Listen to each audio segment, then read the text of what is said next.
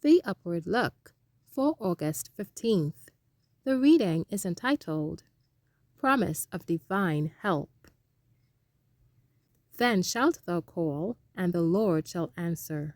Thou shalt cry, and he shall say, Here I am. If thou take away from the midst of thee the yoke, the putting forth of the finger, and speaking vanity. Isaiah 58 verse 9. Last night I had a wonderful experience. I was, in the visions of the night, in an assembly where questions were being asked and answered. I awoke at 1 o'clock and arose. For a time I walked the room, praying most earnestly for clearness of mind, for strength of eyesight, and for strength to write the things that must be written. I entreated the Lord to help me to bear a testimony that would awake his people before it is forever too late. I was glad that there was no one in the room below me. Sarah McIntyre and Maggie Hare usually occupied this room, but during the summer they slept in a tent pitched under a great live oak tree growing close to the house.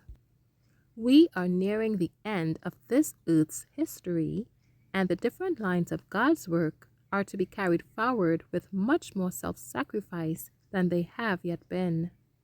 The work for these last days is a missionary work. Present truth, from the first letter of its alphabet to the last, means missionary effort. The work to be done calls for sacrifice at every step of advance. The workers are to come forth from trial, purified and refined, as gold tried in the fire. I cannot now write all the instruction given me. These words were spoken. Some are reckless, insensible of the results of sin, heedless of warning. Soon the handwriting on the wall, now unintelligible to them, will be read. But, like Belshazzar, they seem unable to see their peril. A straight testimony must be borne to our churches and institutions to arouse the sleeping ones. The experience that I had last night has impressed me very deeply. I seemed to have Christ close beside me. I was filled with hope and courage and faith and love for souls. I pleaded with God to sustain me, and he lifted me up and made me to triumph in him.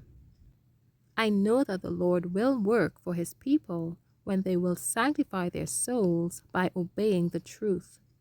Then the whole being, body, mind, and soul will be in harmony with God. Loving God supremely and our neighbor as ourselves, we shall possess a freedom crowned with glory. Eye hath not seen, nor ear heard, neither have entered into the heart of man the things which God hath prepared for them that love him. 1 Corinthians 2 verse 9. Prepare to meet thy God in peace.